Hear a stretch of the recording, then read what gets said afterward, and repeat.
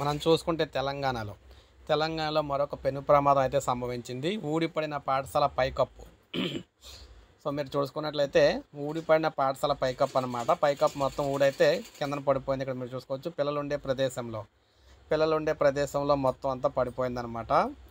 ఇది పాఠశాల పైకప్పు పెచ్చులూడిపడి విద్యార్థినికి గాయాలైన ఘటన వికారాబాద్ జిల్లా దారూర్ మండల పరిధిలో మున్నూరు సోమవారం ప్రాథమికోన్నత పాఠశాలలో జరిగింది. ఉపాధ్యాయులు తల్లిదండ్రులు తెలిపిన వివరాల ప్రకారం పాఠశాలలో మొత్తం 82 మంది విద్యార్థులు అయితే ఉన్నారు. ఉదయం 11 గంటల సమయంలో 1వ తరగతి గదిలో ఉన్నట్టుండి పైకప్పు పెచ్చులూడి కింద పడ్డది. ఆ సమయంలో మొత్తం 12 మంది విద్యార్థులు ఉన్నారు. ఉపాధ్యాయుడు పక్క గదిలో ఉన్నారు. వారు దూరంగా కూర్చొని ఉండటంతో పెద్ద ప్రమాదం తప్పింది. ఈ గదిలోనే ఉన్న శిరీష అనే విద్యార్థిని తలకు, చెవికి, కాలికి స్వల్ప గాయాలయ్యాయి. ఉపాధ్యాయులు బాలికను ఆసుపత్రికి తరలించి చికిత్స అందించారు. విద్యాధికారి రేణుకాదేవి ఆసుపత్రికి వెళ్ళి విద్యార్థిని పరామర్శించారు. ఈ విధంగా పెచ్చులూడిపై ఒకేసారి పడిపోవడంతో మీరు చూడొచ్చు ఏకంగా ఎంతంత పెద్ద పెద్ద పెచ్చులు పడ్డాయి ఏంటనేది. తలకు తగిలితే తల అయితే పగిలిపోద్ది అనమాట.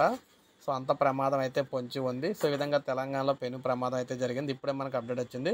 లైక్ చేయండి, సబ్స్క్రైబ్ చేసుకోవద్దు. మన ఛానల్ సబ్స్క్రైబ్ చేసుకొని ఫాలో అవుతుంది.